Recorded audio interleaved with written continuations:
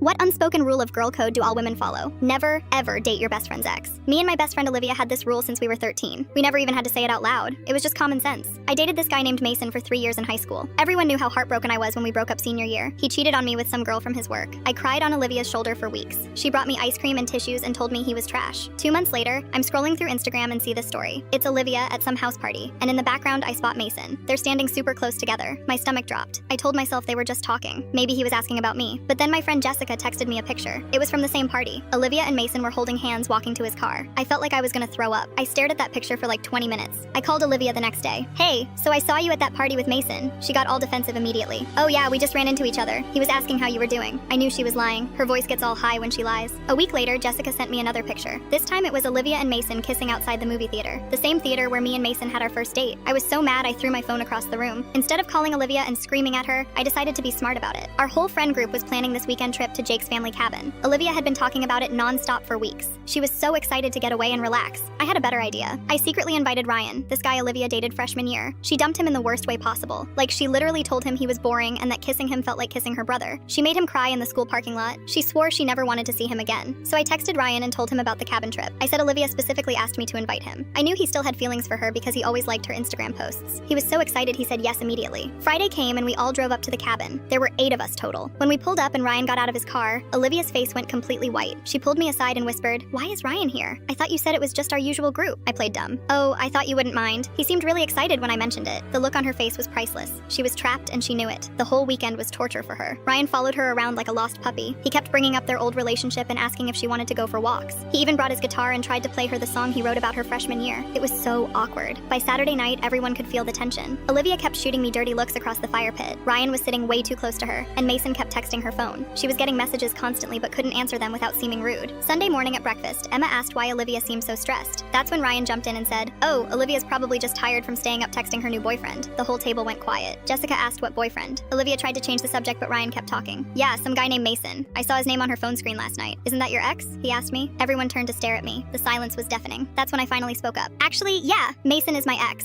and Olivia's been dating him behind my back for weeks." I pulled out my phone and showed everyone the pictures Jessica had sent me. Here's them holding hands, and here's them kissing at the movies. The whole table erupted. Everyone started talking at once. Emma called Olivia a terrible friend. Jake said that was seriously messed up. Even quiet Sarah said she couldn't believe Olivia would do that. Olivia started crying and tried to explain. She said it just happened and that she didn't plan it. She said Mason came to her for advice about winning me back, and then they just connected. She swore she was going to tell me eventually, but I was done listening. I stood up and said, "I don't care about Mason anymore, but you broke the one rule we've had since middle school. You went behind my back and lied to my face. I can't trust you anymore." The drive home was silent. Olivia tried to text me later that day, but I didn't respond. Mason tried calling too, but I blocked